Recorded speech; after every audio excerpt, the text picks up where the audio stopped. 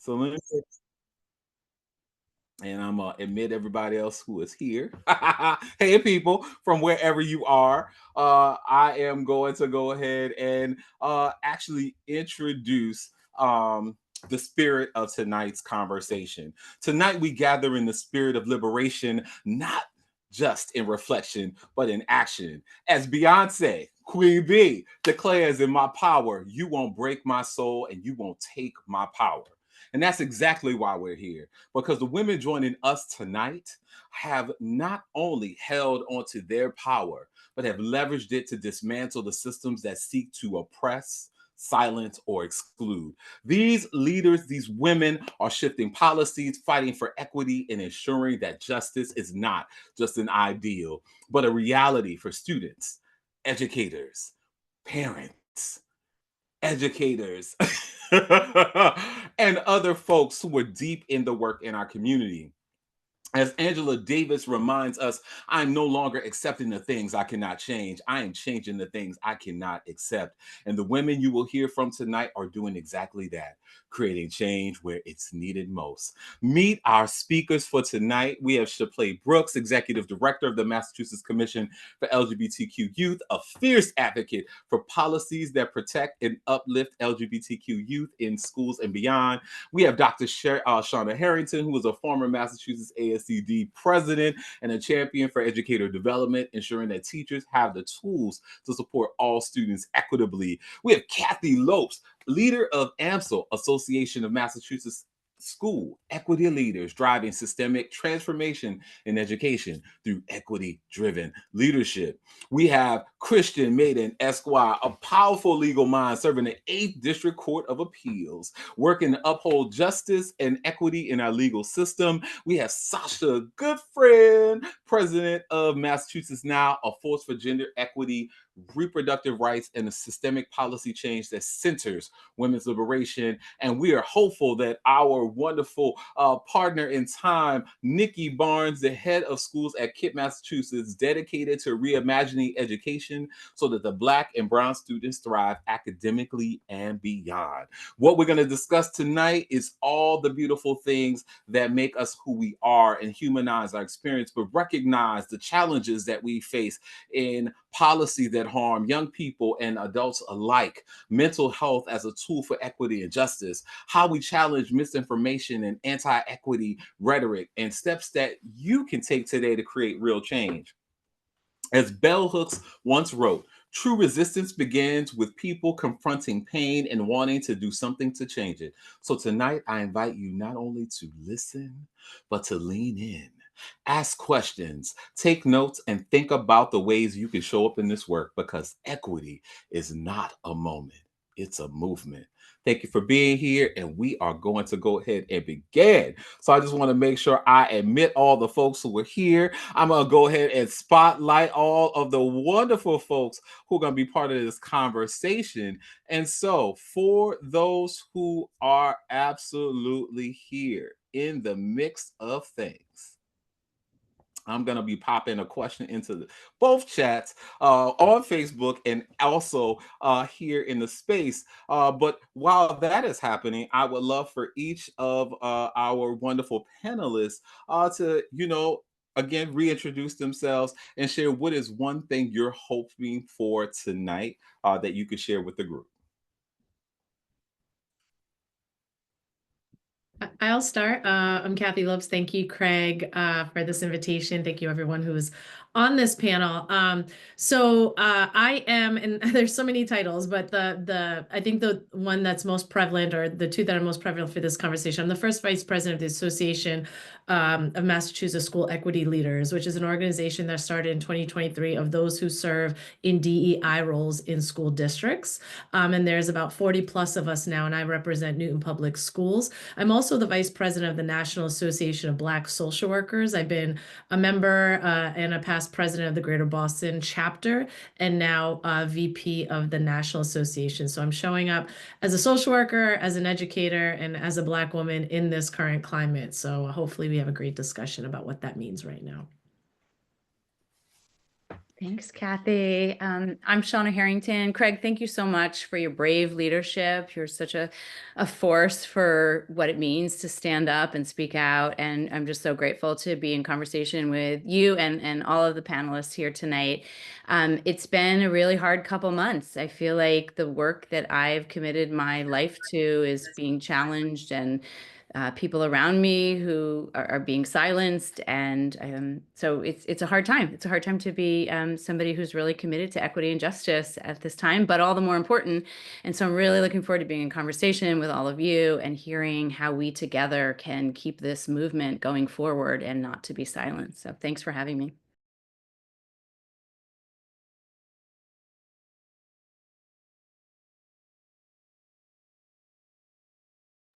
Okay, I'll jump in. Hi, world. It's great to be here in community with you all. My name, like Craig said, is Sasha. I've had the pleasure of getting to know and work with Craig as a member of the LGBTQ Youth Commission. And so grateful to be back in community together, also with our fearless leadership play. Hello. I feel so lucky to do what I do because there's never been a better time to be a community organizer, I think, even though it sounded like a fringe thing when I started getting into this work 15 years ago. But a lot of the organizations that I'm working with, have been doing this work for decades and generations. And if you're feeling just now like you're getting galvanized, I'm excited about the opportunity to learn about all the different ways that we can take action, or also just where we can start. We're not going to be able to solve the entire national landscape, but there are so many ways that we can move the needle right here in our local communities that can bring us hope. So I'm bringing into the conversation today Mass Now, which focuses on feminist policy in Massachusetts and menstruation specifically. I'm also bringing in Our Bodies Ourselves, where I work as a content editor, and that's an organization that for 60 plus years has been curating feminist healthcare content that can be accessible. So go to their website for resources that you can use in your classrooms. And also the Transgender Emergency Fund, which just opened up our doors to the first shelter for trans individuals in New England a few years ago. So thinking about lots of those priority populations. Thank you all. I guess I'll go next.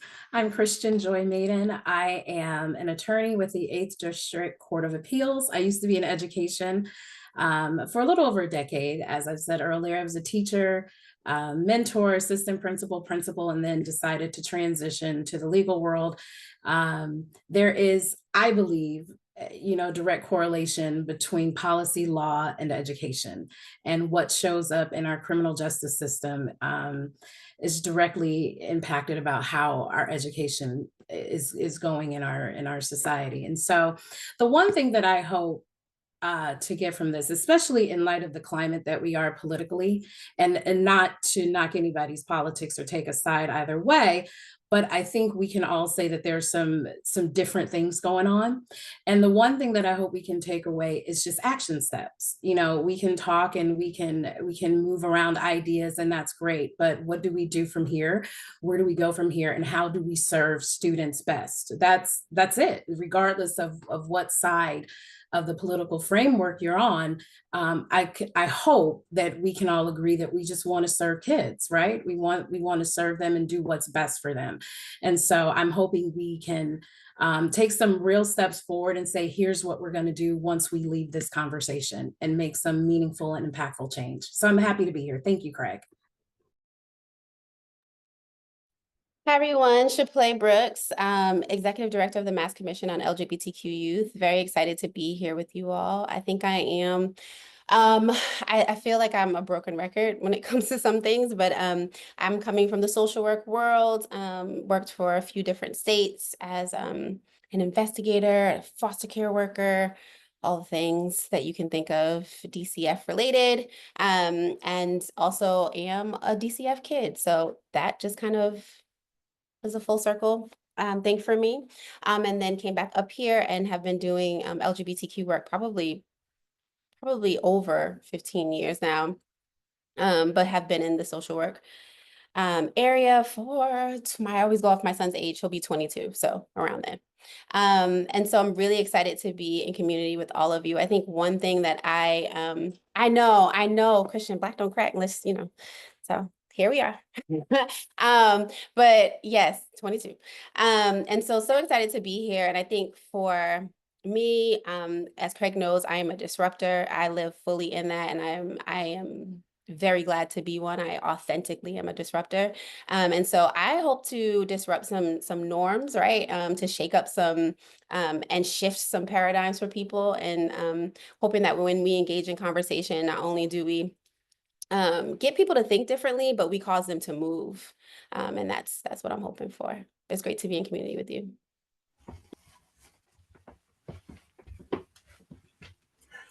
I'm just dancing. I'm just dancing because I know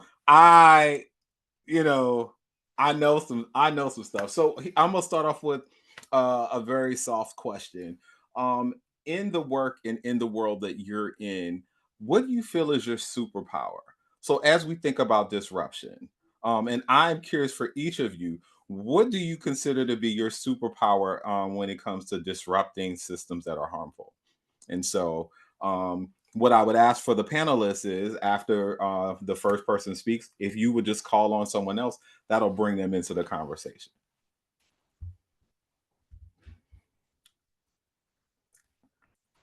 And I'm seeing smiles on Facebook. People are just leaning in. I was like, okay, now. So I'm gonna be quiet. All right, I'm gonna be quiet. I'll go first. The question was, what is my superpower? I think my superpower in this work and disruption is to be authentic, to just show up as myself. I don't think there's a space that I go into where I have to code switch or people try to tone police me, and then I just come right back with who I am. You'll always catch me with my nails and my big hoop earrings, because that's the community I come from. And that's what I am. I am proud to be a Black woman. I'm proud to be a Black lesbian woman.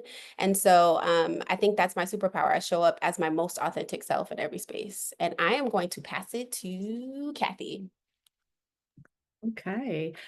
Similar, I think, to what Shapley said. I am so grounded in who I am and what my purpose is in this work. And it was a journey to get here, but I move with, I think, integrity about what I believe is human dignity and social justice.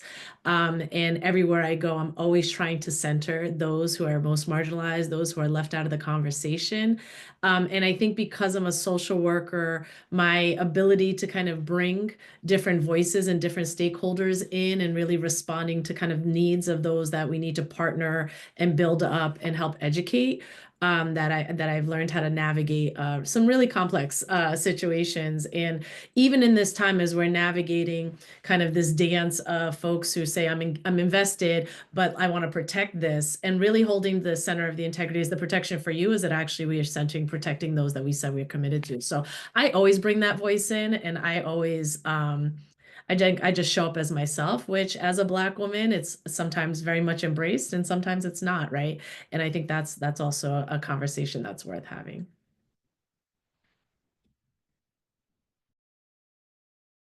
Oh, sorry, I'm gonna popcorn it to Shaunna. Thanks, Kathy. Okay, superpower feels like a little too high of a bar for me, but I'll say that what keeps me moving and hopefully being effective is being really clear in why I do what I do, really being anchored in the values of making education and all other social spaces open to everyone, and really to be making sure that historically marginalized kids really feel that they have a safe place where they belong in schools. And that's what drives the work that I do. I work in teacher education, so I'm working with the people who are becoming teachers. And so being part of those conversations. And then the other skill, this is a skill that I've worked very, very hard at for many years, is that I'm not so afraid of conflict. I used to be afraid of conflict. I was raised to be afraid of conflict, but I've worked very hard at what it means to really step into conflict, because if you really want to be an advocate and you really want to speak up for the kids who need us to speak up and for the communities, you've got to be ready to take on some conflict. And so I've worked on that, feeling pretty good about that at this stage in my life. And I will pass it to Christian. Okay. I think of two things. One is being an advocate. I'm an advocacy, right? And so by the time somebody's situation gets to me, it's pretty dire. If it gets to me, they've been found guilty, right? In the criminal side. And so advocating for people that cannot advocate for themselves is a huge, huge thing to do. And that could either be from the person that has been accused and convicted, and that also can be the victim. And there's a balance between that, you know, and most people go one way or the other. They're either, you know, pro victims' rights, or they're the pro the accused, or, you know, the person that's found guilty, when I'm going to be honest with you, they're both victims. And so advocating and making sure that everybody gets what they deserve, what they're entitled to, and so that we can move forward. So I think that's one area is the advocacy part. The other one is mediation. I think sometimes the loudest voices in the rooms are the most extreme. And a lot of people and their feelings, their beliefs get swept under a rug because we have very loud voices, and sometimes the quiet voices aren't heard, and they have valid points, and they have valid convictions. And so trying to bring everybody together and saying, where can we agree and how can we move forward? And, you know, and being loud and disagreeing all the time doesn't move us anywhere. But if we can sit down and look at human beings as human beings, right? If we can sit down and say, here's where we can agree and see the humanity in one another, then I think we can move the needle forward to change. And so those are two things: being an advocate and being a mediator. And then I guess the fact you're going last and thinking about it, even though I feel like so much of what you all said resonated in terms of being authentic, being direct. So I guess not choosing those, something that's coming back to me is about being able to be organized and also delegate. So I think my skills superpower is like Excel or taking notes in a way, which feels like maybe not the big shiny thing that you would look for in a leader. And I think more and more as I get into organizing, I'm trying to step back from leading, in fact, and figure out how I as a leader can really be creating structures for other people to lead. And so it's constantly looking around the Zoom room, to say who's not here, so that we can keep bringing people to the table, and also the relationship building to follow up and say, I saw you came to the meeting and it was your first time, maybe, like, how are you feeling about it? What resonated? How can I follow up with you to find out a way that you specifically can get involved that speaks to you, whether it's a creative project, whether it's fundraising or facilitating, so that I don't have to anymore. And I have been really appreciating seeing what comes from just setting the structure up and stepping back more so. Over to you, Craig. What's your superpower? Well, I'm just going to say organizing as teaching. Teaching is organizing. Like what you're describing is very much what a classroom teacher does. Yeah, thanks. One of the superpowers that I hope I have is to create the space so that folks can feel brave or safe to explore the conversations, have them in a way that pushes us. Because I think that if we ever remain stagnant in who we are, in our humanity, and we're not willing to push our own boundaries, I don't think that we are doing justice. If somebody has not send a negative DM my way, then I don't feel like I've actually pushed the envelope. And so I think each of the folks here have pushed the envelope, have had some folks send some vitriol your way, but you still stand here, you're still in conversation, you're still smiling and still moving forward. And I think that that's what I want folks to really actualize is we're in an environment that the only way we can disrupt is that we're not going to make people happy. We're not going to make folks feel comfortable. And we have to push the needle forward, because there are so many little people who are looking to us, whether or not you are 3 years old or you are 30, you are looking to us and say, what is going on and why? And, all of the kablillion that we're dealing with, the stuff that we're dealing with. So that is what I believe. But I'm going to continue to be I'm going to continue to be pushed as we go. So I'm going to jump into some questions, and I want folks to feel comfortable with knowing that for the panelists, I've done a little bit of editing. Don't worry, you're fine. So let's talk about the anti-woke movement in education. Across the country, we've seen legislation restricting discussions on race, gender, and systemic inequalities in school, like Florida's Stop Woke Act or bans on DEI in higher ed. I'm curious for you, how have you seen these policies impact your world, and whether or not it's at the local level or the national level, and what strategies would you offer, or and what strategy would you offer the folks who are listening today, tomorrow, next week, on what they should do about this, these policies, these conversations that are impacting them on the ground level. And so I will open it up. Let's start with Sasha first. Yeah, I guess I'll say I can't speak for the experience being in the classroom as an educator. And I just want to acknowledge that there's a lot of structures out there that are outside of our control in terms of what's being taught in the classroom. But from the stance that I can, take action on at Mass Now, we are publishing a menstrual health education curriculum. Menstrual health is something that was just added to the Massachusetts health frameworks and has been absent from our sex ed statewide. And menstruation education, in case any of you are caught off guard, is including both what the menstrual cycle is, what menstrual products are, and where you can access free period products in your community, and then also what period pain is and some period irregularities, and how you can access healthcare to acknowledge that. That's something that we used to call a menstrual equity curriculum, and because of the focus on equity being a word that is targeted, I have now rebranded it as menstrual health, but the curriculum stays the same. So we are still able to work with some schools in Massachusetts. We're working with Fall River and New Bedford and Wayland and Boston public school systems to teach their teachers our Train the Trainer curriculum. But we also know we can't start and end the conversation around expanding menstrual health or any kind of DEI curriculum to just the classroom. And so we're working with a lot of community organizations to have access to young people, and young people being, in their 20s, people really of all ages who have never had this education.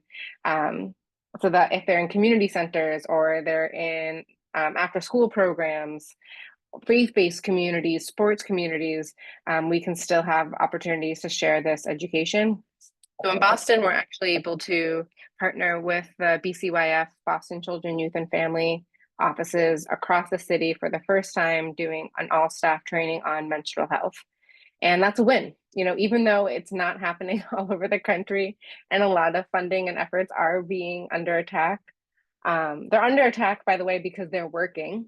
And that's exactly why we need to double down, because when people are empowered to have the language for their own self-actualization, they're able to take control of their life more, whether that's around menstruation and getting access to menstrual products, or around their racial identity, their immigrant identity, their LGBTQ identities they might not even know they have at the moment.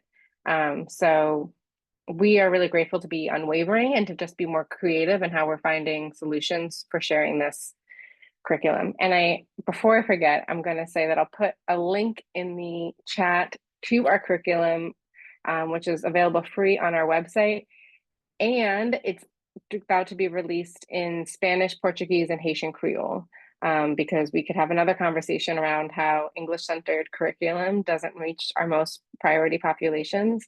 And so we're having a lot of fun bringing in more immigrant organizations like the Center to Support Immigrant Organizing, the Brazilian Women's Workforce, here in Massachusetts to try to reach those populations and like family settings where we got food and childcare, and school might be the furthest thing from your mind, but we can still have progress. Should I pass it to the next person, Craig, or is it back to you? Well, I think that Shaunna may be able to answer this question as well as we think about this as well. And so, Sasha, I apologize. I have a different question for you altogether, but I just saw you and I was like, I just want to talk. I just want to lean in Sasha right here. But, you know, I recognize that I work to be a you know, a more focused moderator moving forward. I love it. I'm here for it all. So actually I want to pick up on something Sasha said about empowering people to have the language that allows them to make sense of their lives. I'm paraphrasing you, but I was really captured by your idea about the power of language. And I think that's really important for us to think about, as this DEI is like this boogeyman that just is being thrown around by the Trump administration to be blamed for everything and anything, right? And so to really like think about the language that's getting used and the language that's being taken away from us or being threatened to be taken away from us. So I think it's important to really unpack those terms. Like, you know, what does diversity really mean? You know, what does it really mean in the lives of students in our schools to be an environment that really genuinely values diversity, particularly about, you know, the type of diversity for including historically marginalized groups, whether that's in the curriculum or in the way the school is set up. Same with, you know, inclusion and equity, to really, you know, think about the power of those terms and also think about how they allow us to critique the injustices. And so the effort to take away those terms is a direct attack on our ability to formulate critiques, to think, to talk, to organize, right? And take action. So I think that's really important. In terms of actual practice, you know, I work with aspiring teachers, and some folks are already teachers who are getting their master's degree in the program I teach in. And I always say, find out who your allies are. You know, find out where does your principal stand, where does your union stand, who are the people in the building who are more likely to be disruptors, who are more comfortable with conflict, who are ready to really get into the conversations with you. Because I think educators, by our nature, we're community builders. We want to be, you know, making sure that we're not having too much conflict, I guess. So I think it's really important to find out, you know, what's happening, because I think I'm seeing and hearing examples of people really doing this preemptive censoring, like getting rid of books that they don't need to be getting rid of. Nobody's forcing them to get rid of the books, but they're thinking, oh, I better get rid of this book because it could lead to these kinds of challenges. So what I say to my folks who are becoming teachers is, don't censor yourself. Stand up for what you know is important for your kids to be able to have in their curriculum and in the practices in the classroom, and then build your team. Figure out who's going to stand there with you and help you work through any challenges that come up around the curriculum that you're teaching.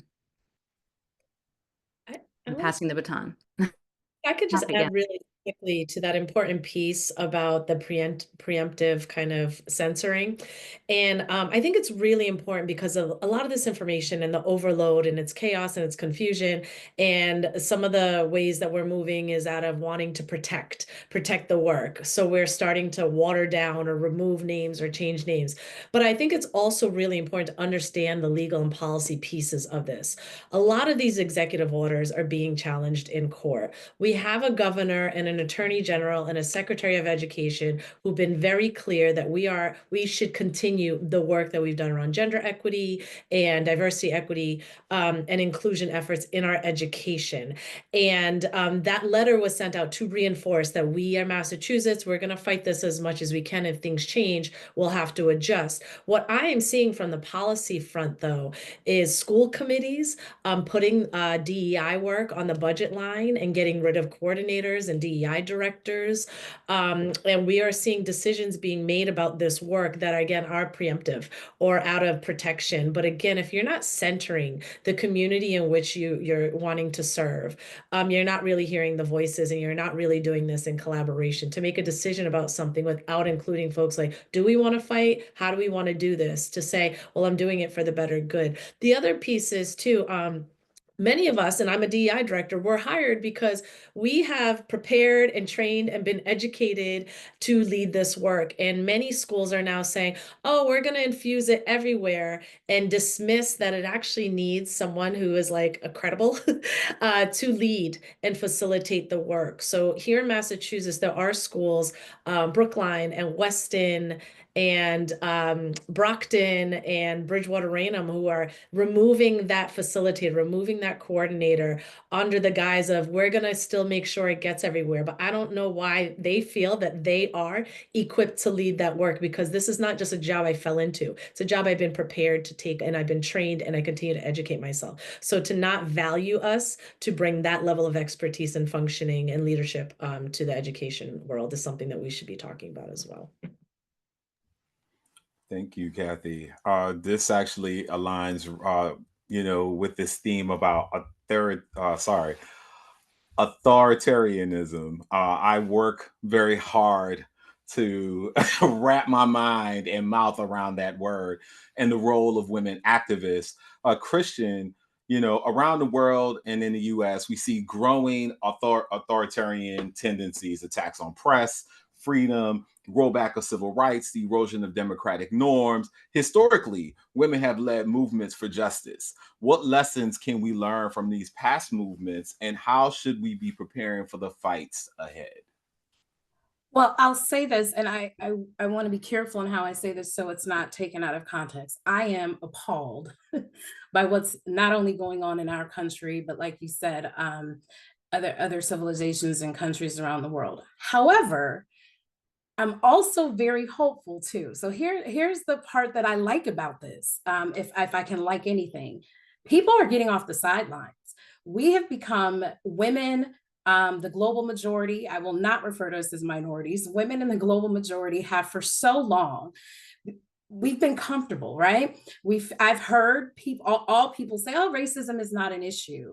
Sexism is not an issue. Now women can do anything that they want to do. And now we're seeing what's happening when these policies and procedures are rolling back, and people who historically, I think, have been comfortable with the work that the minority, the small number of people have been doing to push us forward. Now they're jumping in. And now I'm looking at, I'm on social media, and I'm looking at women who have never participated in the political process show up to town hall meetings, and they're calling out representatives for what they're doing. Women that have typically voted along the lines of their husbands or, whatever, it's not that big, or not even voting because it really wasn't a big deal.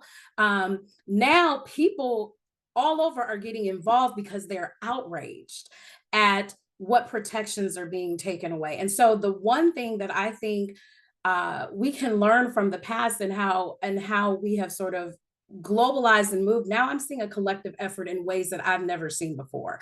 I really am. I'm on the positive side of this. As terrible as what's going on, I'm seeing more and more people who would have never participated in this process saying, you know what, I'm running for office now, whether it's local office, school board, because they want to change the DEI policies. They want to change the curriculum. People that were just comfortable just sending their kids to school, no, they're getting involved now. We're holding town meetings locally.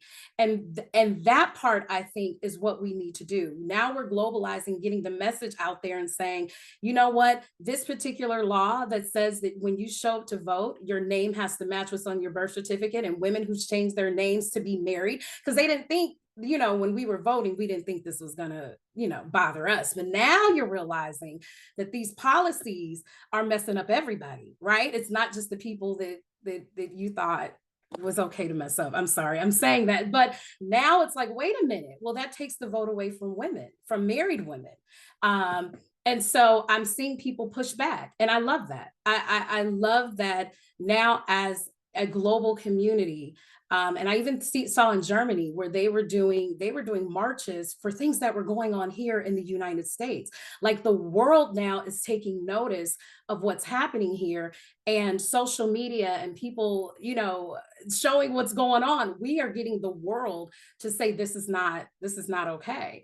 And so I'm positive. I think this is a great trajectory. I'm glad it happened because it lifted the veil off of what, we thought certain folks were with us and they're not. And so now you know what to do. You just decided to go ahead and blaze a trail. Of course. Of course. And Christian is being light.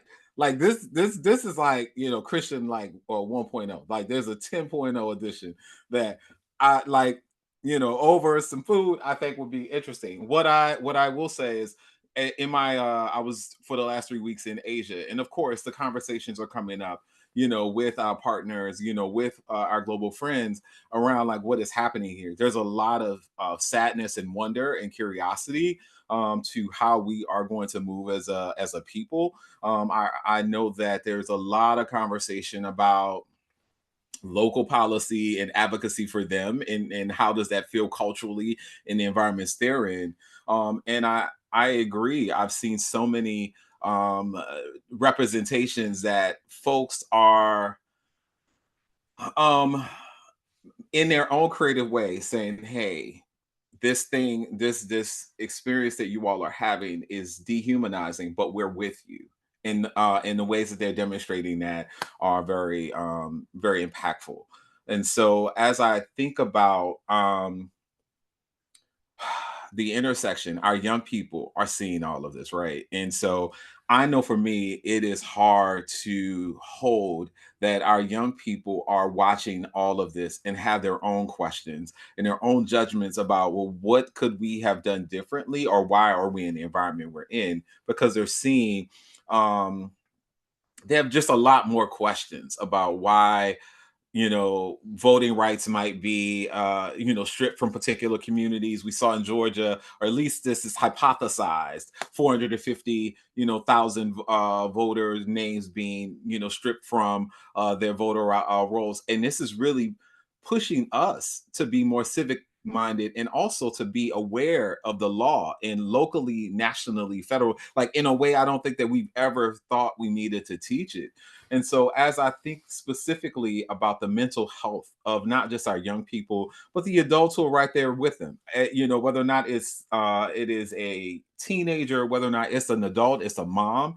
I'm curious to play for you as you think about the Black and Brown communities in our LGBTQIA communities, our girls, our women, our trans women as well, and just the access to mental health supports right now. And I am curious for you, as you think about sorry, this I'm really understanding that Chaplay has a dual hat. So I'm really forging my question.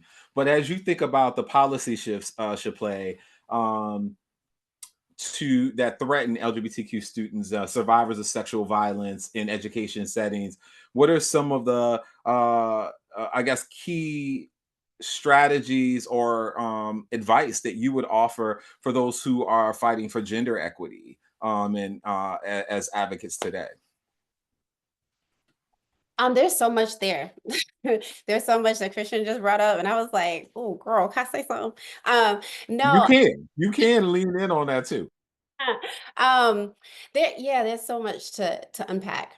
So I'll start with one, happy TDOV, happy Trans Day of Visibility. Um, and I say that as a cis woman who I would say my North Star are Black trans women. And those are the first group of people that I run to the front lines for. And so that I'll start there. And I would say in terms of gender equity, what am I seeing today? I'm seeing like this fight, right, between cisgender women, cisgender girls, and trans women, trans girls, right? This kind of like battle in between for young trans men and their validity in the space, right? When I think about this season that we just came out of and I'll be honest, I don't acknowledge anything but the loss of our great vice president. I don't know what happened. There was a loss, and then something else happened, and somebody went into office. We all know what happened next. But in that loss, I believe that a lot of that had to do with anti-Blackness and transphobia. And so when we think of gender equity and we think of our young BIPOC people and our young Black people, specifically young Black trans kids. I think of like some of the issues that are, and when I think of intersectionality, this is like something that we need to be very clear about. Again, disruptor. Intersectionality is about young Black people, right? It starts there. And so these interwoven identities that we've seen kind of thrown in to kind of water down what we talk about in terms of intersectional issues that affect us, we need to be very mindful of that. And so I would say, I would say, how do we combat this? One, we're educated. I keep telling people whiteness isn't a racial assignment, it's a disease. And when you think of like what is happening here in terms of like people kind of stepping back in terms of how they label things, or it is all kind of rooted in this kind of like fear of open conflict and all these like white supremacy culture, right? It's just rooted in that. And so I tell people most often, like, how do you combat these things? And like, how do you continue to fight for these inclusive and affirming like educational environments? What you do is, especially in Massachusetts, because you have the permission to, you keep going. You stay the course, you stand 10 toes down, and the things that we have always been speaking about, right? And you not only do that and like what you're teaching in the classroom, but you do that when you are facing a young person who wants to know where you stand. Like young people want to know where you stand. And sometimes it's very scary because we're thinking about our livelihood and we're thinking about our jobs and we're thinking all the things, right? And how that will affect our kids and all the things. And at the end of the day, we will be taken care of, right? We will be taken care of. And in order to combat most of what we're seeing now is to stand firm in the truth of what we know to be right, what we know to be true, to educate ourselves and to educate those people around us, to not fall into that cycle of people hitching their agendas to our identities, right? And having us go to this place with them. Like Christian was saying a little earlier, that everyone is like really geared up in there because now it's affecting them. But the moment that it no longer affects them, we're thrown right back, right? And so I want us to be mindful of that and to figure out, like, be honest with yourself. Like, are you a part of those people that are in that and doing that work? And if you are, challenge yourself to keep going after you get what you want. Right. I tried to wrap it all up into a great answer for you, but I have so much to say because my mind was like, pew, pew, pew, pew.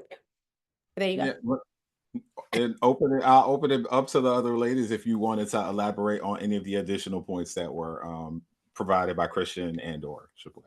I would love to add, I mean, yes, to all of that, particularly white supremacy culture and how it shows up, and how the patriarchy is really leading all of this harm that is happening and the allegiance to patriarchy by many women. But I think if we talk about mental health and education, we have recognized how severe the mental health situation has gotten from COVID and continues on. But now we have students who are struggling because of the immigration policies that are happening. We have students who are struggling because the gender equity is being attacked right now. And we still have our Black and brown students that are still experiencing racial aggressions. We have Muslim students, we have Jewish students. So the level of support that is needed right now for our young people in education has quadrupled. One thing I will say, though, I'm thinking about what do we do about that? Creating communities of belonging, and to honor and see these young people and what they're experiencing. So culturally responsive practices is really understanding what is the socio-political context for these students and the educators in the building, and how do we lead with that? How do we understand there are students who are afraid their families are going to be gone tomorrow, right? There are students who are afraid that violent crimes are going to happen because of who they want to be. And for us, it's acknowledging that, affirming that. So wherever we can affirm, like, you are who you are and you are welcome here. But in addition, it's a great time for us to really start doubling down on our own healing practices, our African-centered healing practices, our communities that have different types of ways to consider that isn't just medication, but affinity groups for students, restorative practices that's based from the indigenous culture, There's just so much in the community about that has grown in the last few years too, of businesses, of Black-owned businesses, and those in the community who are lifting up their healing practices, their therapeutic practices. So just really seek out what is out there that is aligned with, again, human dignity, social justice, identity, and affirmation, and utilize all of these services that are out there right now. So I'm a, the Greater Boston Association of Black Social Workers, we have so many Black therapists. We just partnered with MASCD from Pure Spark to demonstrate all the services we have here in the city. So there are folks who look like us and who care about the things that we care about, who are offering services that are outside of these ways that we've been accustomed to thinking that we heal.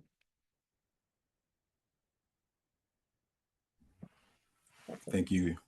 Thank you, Kathy. As I think about many women who are,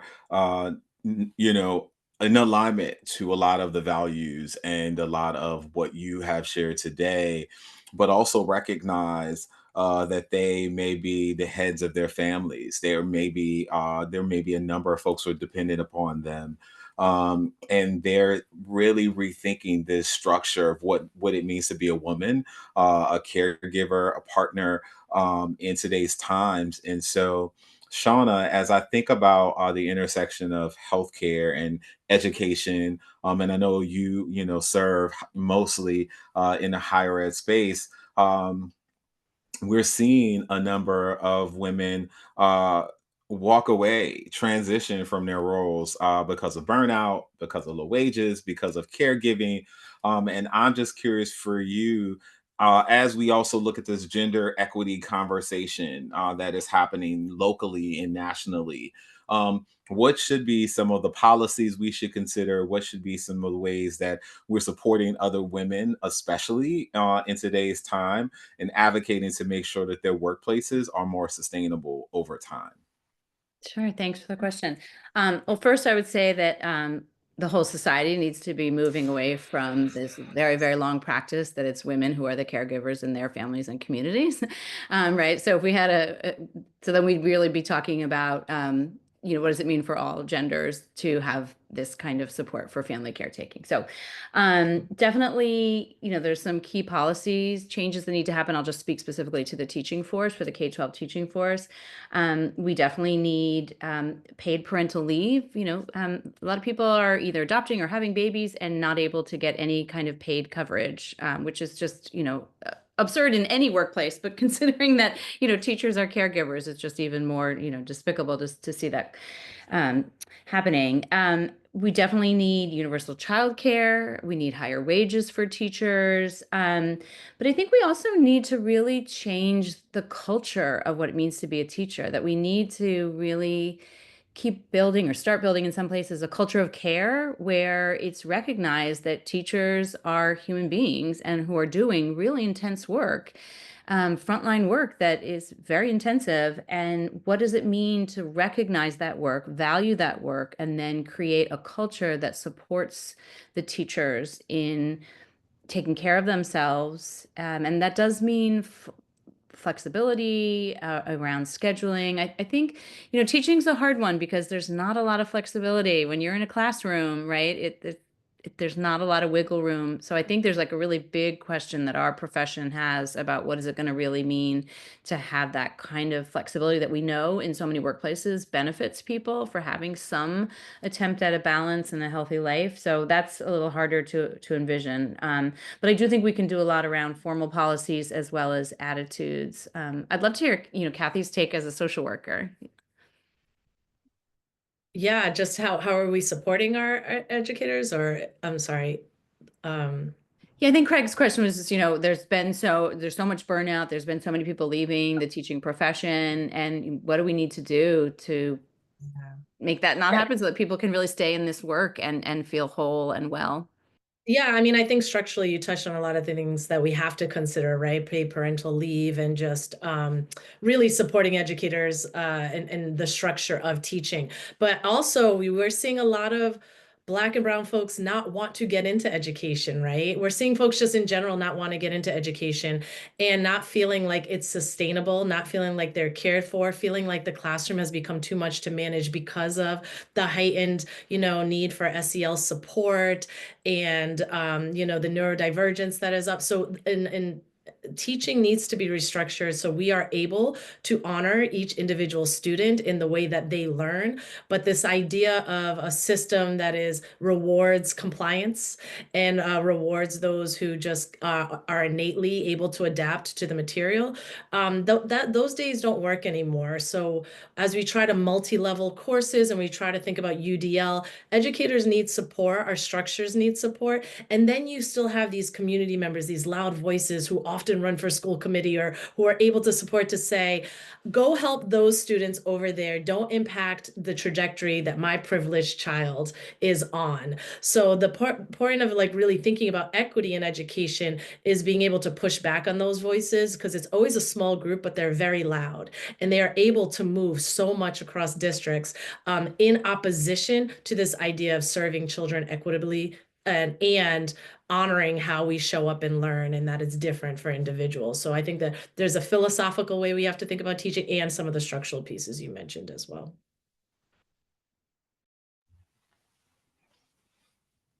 I appreciate that extension in regards to thinking about a community of care and just how do we ensure that that is part of the culture and fabric of any organization, any institution, any team, that that is constantly a hallmark of who we are and what we offer. And I do recognize that we're in an environment where healing work is such a premium. And so multiple modalities. Like I definitely have a therapist, but I also have been thinking a lot more about Prentice Hemphill, who does the Embodiment Institute, and just really thinking about mind, body, spirit connection and how well adept am I about my body. And I think about Kessel Van Polk, if I'm not mistaken, the body keeps the score. How many of us are really, our bodies are consistently taking all of that stress? For me, it shows up in my hands, it shows up in my lips, it shows up as eczema. Like that's where stress shows up for me. I got a gray patch, a silver patch. I'm gonna be a silver daddy soon, for real.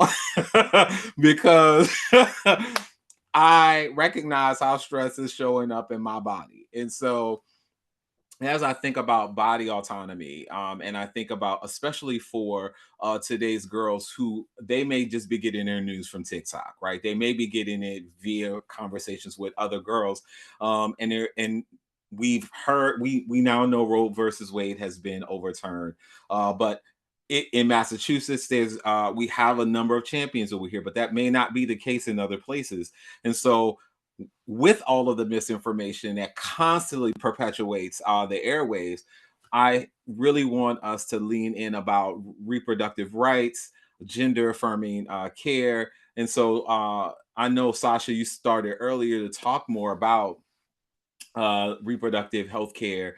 And so would love to really have you lean in a little bit more about how this gender politics is playing such a role on young women and young girls' ability to pursue not only the care that they need in a righteous way, but also how they look at education, they look at career. And so I'm really curious, what are some of the things you're seeing with your organization, and what are some of the ways that you are leaning in to provide additional support and information to girls and young women who are living in this tsunami of misinformation? Yeah, it's really scary times out there, because I think the misinformation, everything on the internet can be masked so much more. So you think you're looking for accurate information, maybe you're looking for abortion access, and then you can get circumvented to a crisis pregnancy center. Um, in Massachusetts, while we have abortion protected on almost every situation, there's still a bunch of laws that we are advocating for to further protect abortion access. Top among them is the Location Shield Act, which would prevent geolocation data from being sold. So this is something that's relatively new for me to think about. So it might be new for you to think about too, but our phones are collecting our location data, so much information about us all the time. And if you are searching crisis or just pregnancy centers, abortion, like healthcare, anything you're searching can be tracked. And so what has been done is being done, and we're finding out more and more, is that crisis pregnancy centers are able to buy that data and then send ads to the phones of people who are looking for abortion access so that it starts coming up on their phones more. Also, of course, there was a case already in Texas where a mother was arrested for sending her daughter information on how to access an abortion. So it's not just being sold ads and the capitalism in our surveillance. There's real consequences in terms of arresting and incarceration from trying to access healthcare too. What can we do? We can, one, on an individual level, as I've recently learned and now want to share with you, look to see our own internet safety on our phones. Find out which of your apps are using your geolocation data and use safer apps. There are safer apps for most purposes, whether it's GPS or whether it's texting. Signal is an app I use for texting. Period tracking apps are also often used by people not for pregnancy thoughts at all, just to find out when you're going to bleed next, because it can change month to month to month. But with that data, companies can also figure out, it can come to their own conclusions around possible pregnancies that happen. If you miss a period, for example, or you record certain symptoms that you're having correlated with your cycle, all of this information might seem like no one is interested, but if you save it on your phone, then it can't, and if it doesn't go to the cloud, then you are safe from you're more safe from it being stolen. So there's the individual level, there's the policy level in terms of talking to your elected officials, and they might be familiar with the bill, but they need to hear it's a priority from you in order to put it on their priority list, because they have hundreds, thousands of bills that are coming across their desk. And then on an organizational level, we need to be working smarter also in terms of, abortion access and gender affirming care. People are leaving states where that is illegal and coming to states like Massachusetts to access that care. And that care is happening over telehealth, which is amazing. But what we can do is fundraise for people to travel, and we can offer up our homes in order for people to stay here in order to reach that care. It's one thing to just get access to healthcare. That can be intimidating and scary as enough. It's another thing to have to travel by yourself to get said healthcare. And so these are all the ways in community, whether it's our money, our homes, or sharing this education around how to protect ourselves on our devices, that I think is especially key right now in this world that we're living in. Thank you, Sasha. Would any of the ladies like to add any additional thoughts or insights as well? I want to talk about from a policy standpoint. When I was in law school, I interned with former Congresswoman Marcia Fudge. And a part of my internship duties, which at the time I was like, this is boring, is to log all of the letters and emails. And like, if it's a healthcare or Medicare issue, we log it. And if it's a, whatever the issue is, it's stop sign that you want, we log it. And I can tell you, and I didn't know this before I worked on Capitol Hill, that the more letters, constituencies, and the more emails that you send, they get logged. And so if it's about a bill that's coming up, especially like on more of a national level, they do it locally as well, like on your state level. But if they get 15,000, 20,000 emails or letters about a particular issue, the candidate will vote along the lines of what their constituents want. And the reason why is because they want to be reelected. I'm being honest with you, regardless of their like personal issues. Don't go for who's hollering in the mic. Sometimes I think we get we get sidetracked by what they're saying, all of them can be bought. And I know that sounds terrible. They really can't, because they're not going to go further. That's the whole purpose though, right? Is so that they represent the people. So if they get thousands and thousands and thousands of letters on a particular issue, they will vote, because if not, the person that runs against them is going to say, hey, you guys said you wanted this, they didn't represent you, you need to vote them out of office. We've seen that in Ohio. And so what I will tell people is, on a policy level, when it comes to women's health, because I really do believe that the majority of people agree about women having autonomy over their bodies. I mean, we can throw out different scenarios. They do. And so if we can bring people together and say, hey, shoot an email to your congressperson, shoot an email to your local representative, or, send me and I'll send them all together, that can definitely move the needle. They do look at those, they do vote. And then what they will do is they will lobby other people. Part of my job was then to go to other offices with maybe people that didn't agree with us and say, hey, if you want us to vote on your little Medicaid issue, then you got to vote with us on our woman productive rights issues. Like, that's how it works. That's the reality of it. Regardless of what's going on in the mic, those people are friends on Capitol Hill. They're always talking to each other because they have to get their legislation pushed. So it's not as divisive against party lines as they like to think, let us think it is. It really is about getting reelected. So don't say, you know what, they don't listen to us or we can't do anything about it. Yes, you can. That is the whole point of this. And I think that part of what our government is doing now is silencing people so you don't feel like you have power or you have a voice. And you absolutely do. I just wanted to say that on a policy level. Can I just, for 2 seconds, just like 30 seconds, add to that? And I think it's beautiful, everything you both just said. I learned so much from Sasha all the time. And now learning so much from you, Christian.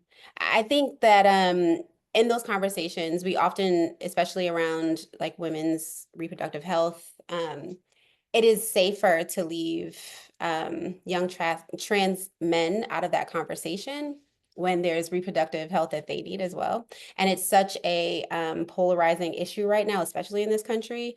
But in Massachusetts, it's something that we need to be mindful of, and making sure that when we're writing policy and because the thing is, I often say ad nauseum, if you free the most marginalized person in the room, you have to figure out what that room is, right? You'll free everyone else. So if you're writing, if this is the room, when we're talking about reproductive health, we're in the reproductive health room, we need to figure out who's the most marginalized person in that room. So that's going to be your young trans men, right? And so making sure that everything includes them so that everybody is protected. I just wanted to add that on there.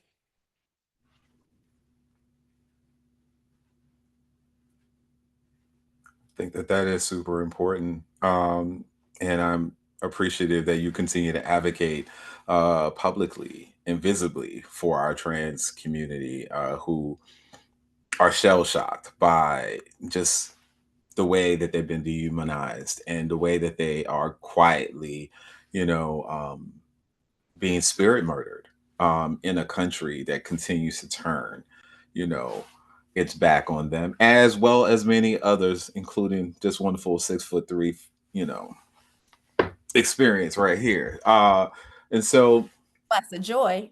Hey, I'm just saying. So as I think about the disruptors that have stood before us, Harriet Tubman, Ammonia Lewis, Mary Church Terrell, Victoria Woodhull, Madam C.J. Walker, Zora Neale Hurston, Lucy Parsons, Bessie Coleman, Rosa Parks, Fannie Lou Hamer, Shirley Chisholm, Sylvia Rivera, Marsha P. Johnson, Dolores Huerta, Audre Lorde, Angela Davis, Barbara Smith, Andrea Jenkins, Laverne Cox, Janet Mock, Brittany Griner, Tamika Mallory, Raquel Willis, Alicia Garza, and so many more, Tarana Burke. They each started off as a little girl, a teenage young woman, and woman who found themselves inspired to cause good trouble. And they understood that there were risks involved. They knew that they were going to be facing a dominant culture that wanted them to be quiet, but they weren't. And we are better today because of their investments of heart, mind, body, and spirit, devoted to something bigger than themselves so that we could breathe and live and lead today.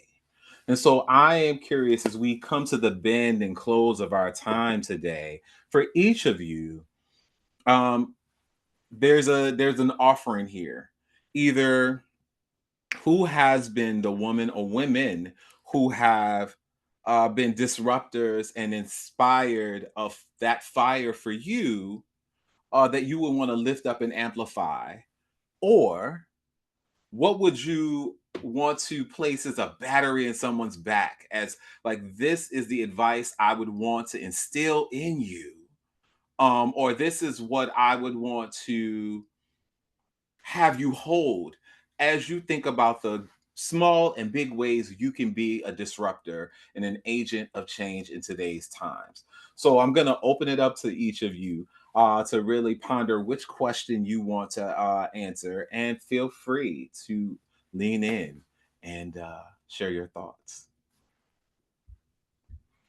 I'll start. There were so many names that you listed there that definitely are on my list, but one that I don't think I heard, that when I think about kind of who ignited me into this work, it was when I read the autobiography of Assata Shakur. And I've actually recently revisited it in the past year, just because of where we are and trying to regain or reignite that purpose about freedom and being a revolutionary. So I really lift up kind of my path to being inspired by her. And I also just want to honor so many dope Black women who are in the fight right now, politically and through education, and Brittany Cooper and Angela Rye and Joyanne Reed and Nicole Hannah-Jones. They're the ones that I'm relating to right now, just in how my strategy, or how to use education, or how to use policy, or how to be a collective around Black women right now in this movement. So I just wanted to lift up those names. And it was a great question, says your hubby. I'll go next. I want to speak on one name because she's fairly new to the scene, and I'm absolutely in awe of her. And that is Jasmine Crockett. I love how she is showing up. I love how she is unapologetic about who she is, what she's saying, what she believes. But there's one thing I want to bring to attention that many of you may not know about her, is that there was a popular radio show host that pranked her, in all good fun. And the radio show host was pretending to be a leader of an organization that did not get funding for their organization because of some of her rhetoric. And he was like, I'm going to need you to be quiet. And so she didn't know she was being recorded. She didn't know that this, of course, was a prank, and the message was still the same. And what that showed me was like, you are the same person in public, in private, what you're saying you believe in, you really want to help people. Her response was absolutely beautiful. So many people were like, oh, we would have hung up on him. She saw it through, and she did a phenomenal job. And it made my respect for her go way. I mean, it was already up there, but I was like, girl, get it. I love that she is showing up as her authentic self. And that's fabulous. The second part of the question is that the part that I want to leave, especially with women and people who sometimes feel like they're silenced, is that your voice is important. Your perspective matters. You are needed in whatever you can contribute. You don't have to be loud. You don't have to be boisterous. You don't have to be anything that you see. All you have to do is be you, right? And however you show up and come to the table, it's enough, it's okay, and it's needed. And the second part to that is, in being who you are, also be willing to listen and be willing to hear another perspective, whether you agree with it, whether it makes you feel uncomfortable. And then sometimes you have to ask yourself and say, why don't I agree? Why do I feel uncomfortable about it? And then the last thing that I just want to tell everybody is that giving people more access, or access to full rights, doesn't take away your own. And I think the fear sometimes from people that are uncomfortable with certain conversations around certain people, particularly trans. I was thinking of what Sharplay said, is that if I acknowledge your humanity and what you need, it takes away from what I need, and it doesn't. And I want to be very clear that when we restrict groups of people, we restrict ourselves. It doesn't take away from you. When you open up the room to everybody and everybody is welcome, you don't get less of a room. And so I just want to leave with that. Thank you. Well, I don't know if I can, I'll give a shout out to AOC. I'm feeling really inspired by the way she's taken her message on the road, and really just the whole posse and what they are doing in terms of being disruptors on Capitol Hill. But I'm also always really inspired by civil rights activists, so many names, that Craig said. Sasha had earlier mentioned the Our Bodies Ourselves collective and the incredible work that's been going on for 60 years. It was groundbreaking 60 years ago. It's still groundbreaking, that kind of activism. And I really just want to give a shout out here to Supply. I really love what you said before about whatever room we're in, let's think about who's the most marginalized group in that space. And if we create policies for that group, that's how we're going to find the path to liberation. That was, I'm not saying as well as you said it, but you just really inspired me. It was just such a great way of capturing that. And Amari asked about what's making us hopeful. And I'm feeling hopeful that there's lots of people out in the streets, lots of people making phone calls who didn't used to make phone calls and sending emails. And I really hope that this moment can bring us towards a really unified intersectional approach, right? That it's not, building on what Christian said, it's not that one group has to fight for their safety and their turf, for us to really build this unified movement that's about the rights of all people, the inclusion of all people, and lifting up, in particular, the most marginalized groups. So hope that's where we're headed. That's where I'm going to be trying to steer the fight in my own ways. I love it. I'll jump in and say that this whole question reminds me of the theme for Mass Now's upcoming art show at the We Make Noise Festival in Downtown Crossing this summer, Saturday, August 23rd. I put the link in the chat, so you can learn more and apply for the art show if this resonates. It's called Matriart. Get it? And it's about celebrating the legacies of feminist anti-patriarchal resistance, so that we know that this is not an unprecedented moment. This is not the most difficult moment necessarily in our entire history. This is one moment that comes from after a long legacy of resistance that we can learn from and step into. That said, my answer is not a specific person, but just the idea of a person that I know has always existed and maybe doesn't have a name, or a name that I don't know, and could be many people. But when I think about this moment in the movement, I think, what can we learn from the women's movement of the 70s and of the suffragist movements, for example, and white women. I think the lesson is that white women messed it up for everyone in a lot of interpretations of what happened, because there was a white centering of leadership and a white centering of the policies and priorities that were identified for those movements. And ultimately, the progress was halted and took longer because it was an incremental change approach. And yet there were opportunities all the time for the agenda to become more intersectional, for the leadership to be more intersectional and representative. It wasn't a default that it was going to be white-centered. And there were opportunities, and white women, queer women, all sorts of women, disruptors, who at those times fought to be more inclusive. And while they might not have been the majority at that time, what we saw from this last presidential election is that that's also still happening, where white women are the problem and are voting for patriarchal white supremacist leadership. So in this conversation around gender specifically, as a white woman myself, When we think about, when we look back in history, how are they going to see this moment, and how are they going to judge us and what we decided to do in this moment?